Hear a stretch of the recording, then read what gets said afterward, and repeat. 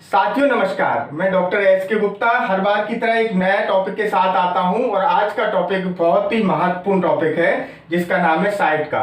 हो सकता है इसका नाम आपने पहले भी सुन रखा हो। इसको हिंदी में कोलंगवाद भी कहते हैं। तो यदि वीडियो हमारे आपको ठीक लगते हैं तो आप हमारे चैनल को सब्सक्राइब कर सकते हैं, लाइक कर सकते हैं और शेयर भी कर सकते हैं। तो वीडियो स्टार्ट करते हैं। ये साइटका होता क्या है? साइटका एक्चुअली एक साइटिक नर्व होती है जिसका इन्फ्लेमेशन है, जैसे इसमें इंजुरी हो सकती है, कंप्रेशन हो सकता है। तो यदि साइटिक नर्व का इन्फ्लेमेशन होता है, इसमें पेन होता है, तो इसी बीमारी को साइटका कहते हैं। अब ये साइटिक नर्व होती कहाँ है? तो सबसे पहले मैं आपको बता दूं कि जो रीढ़ की हड्डी का सैक्रल पार्ट होता है, सबसे पहला जो पार्ट होता है वो cervical, then thoracic, then lumbar और देन सैक्रल। सैक्रल के बाद कॉक्सिक्स होता है। तो सैक्रल जो प्लेक्सस होता है, sacral plexus, that means sacral part से, वर्टिब्रा के सैक्रल पार्ट से जो नर्व निकलती है वो उसको ही साइटिक नर्व कहते हैं। यह सबसे लार्जेस्ट नर्व होती है। ये बहुत मोटी होती है और दोनों राइट और लेफ्ट साइड में दोनों पार्ट में जाती है। तो ये जो प्यूबिक होता है, प्यूबिस, वहां पर ये साइटिक फोरामेन से होती हुई, ग्रेटर साइटिक फोरामेन से होती हुई ये थाई रीजन में पहुंचती है। और चूंकि ये थाई रीजन में दो भाग में डिवाइड हो जाती है, एक भाग का नाम होता है टिबियल और दूसरी नर्व का नाम होता है पेरोनियल नर्व। टिबियल नर्व और पेरोनियल नर्व जो कि नीचे फीट तक जाती हैं। तो ये सबसे largest nerve of the body होता है।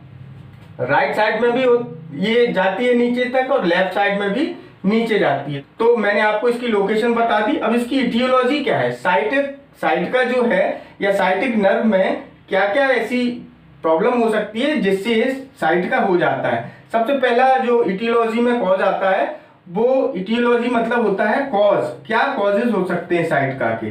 तो सबसे पहला होता है कंप्रेशन। किसी कारण से रीढ़ की हड्डी में कंप्रेशन होता है तो ये नर्व की यहाँ पर सप्लाई ब्लॉक होगी, सप्लाई कम होगी और ये साइटिक नर्व में इन्फ्लेमेशन या इसमें स्वेलिंग आ सकती है। दूसरा ट्रॉमा या इंजुरी। किसी कारण से वर्टिब्रा में कोई ट्रॉमा या इंजुरी के कारण साइटिक नर्व डैमेज होती है, साइटिक पेन हो सकता है। तीसरा जो कारण है वो मेटाबॉलिक हो सकता है। कोई मेटाबॉलिक भी हो सकता है, टॉक्सिक भी हो सकता है। टॉक्सिक मतलब कोई ऐसी चीज जो बॉडी को टॉक्सिक है, हार्मफुल है, वो चीज यदि आपकी बॉडी में इनपुट हो जाती है या बॉडी में चली जाती है तो उससे भी ये इसमें इन्फ्लेमेशन हो सकता है साइटिक नर्व में और ये इसमें सूजन, दर्द हो सकता है। और सबसे महत्वपूर्ण कारण है इन्फेक्शन। किसी भी बैक्टीरिया, वायरस का इन्फेक्शन या वर्टिब्रल कॉलम में होता है, वर्टिब्रा में होता है, तो भी नर्व डैमेज होती है, उससे भी इसमें स्वेलिंग और बर्निंग हो सकती है।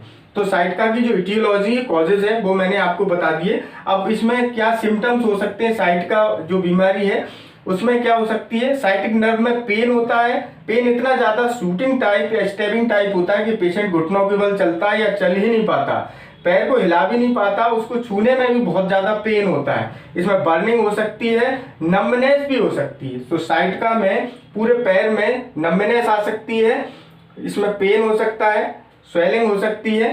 तो ये जो इसके सिम्टम्स हैं वो हो सकते हैं। और इसका जो बेस्ट होम्योपैथिक ट्रीटमेंट है वो मैं आपको बताने का प्रयास करता हूं। तो होम्योपैथी की जो मेडिसिन है उसमें सबसे पहली जो मेडिसिन है उसको आप कृपया ध्यान से सुने, जिसका नाम है कोलोसिंथिस। कोलोसिंथिस एक ऐसी दवा है जिसका मदर टिंचर सबसे महत्वपूर्ण, जहां तक मेरा 20 साल का एक्सपीरियंस है, सबसे ज्यादा यदि कोई वर्क करता है इसका मदर टिंचर। यदि मदर टिंचर काम नहीं करता है या कम काम करता है तो फिर इसको पोटेंसी में दे सकते हैं, 30, 200 या 1 ml।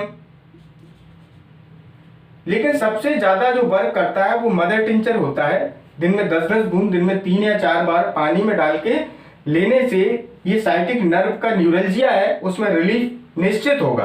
तो कोलोसिंथ एक सबसे महत्वपूर्ण मेडिसिन है न्यूरल्जिया के लिए। तो साइटिका की एक सबसे बेस्ट मेडिसिन है। दूसरी मेडिसिन है रस्टाक्स। यदि मूवमेंट से रिलीफ होता है, फर्स्ट मोशन से पेन होगा लेकिन जैसे जैसे कंटिन्यूअस मोशन करेगा उसको रिलीफ होता जाता है, तो जो मूवमेंट से रिलीफ वाला वर्ड आता है वो रस्टॉक्स में आता है। तीसरी मेडिसिन है ब्रायोनिया। ब्रायोनिया में थर्स्ट बहुत ज्यादा होती है। रस्टॉक्स एक्चुअली रेनी वेदर की मोस्टली रेमेडी होती है।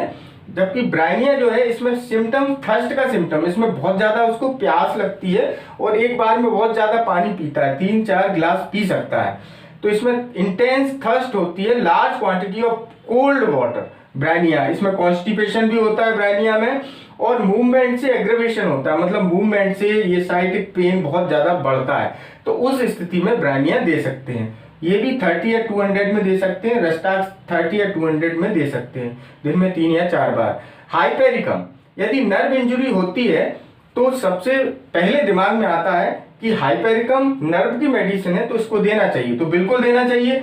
नर्व की इंजरी में ये सबसे अच्छा काम करती है, तो हाइपेरिकम भी आप दे सकते हैं। राइट साइड के लिए जब साइड की बात आती है तो नेफेलियम एक मेडिसिन है जो बहुत अच्छा काम करती है, तो नेफेलियम भी राइट साइड की साइडका में बहुत अच्छा काम करती है। रूटा, जब अर्निका मोंटाना इंजरी में काम नहीं करती, यदि इंजरी पुरानी हो जाती है इंजरी, तो फिर रूटा काम करती है। यदि पेरियोस्टियम में पेन है या नर्व में भी पेन है तो रूटा भी बहुत अच्छा काम करती है। सिंपली इन्फ्लेमेशन एक्यूट है, सडन एंड वायलेंट है, तो बेलाडोना की तरफ ध्यान जाना चाहिए। यदि हमारी वीडियो आपको ठीक लगती हो तो आप हमारे चैनल को प्लीज सब्सक्राइब कर दें। धन्यवाद आपको।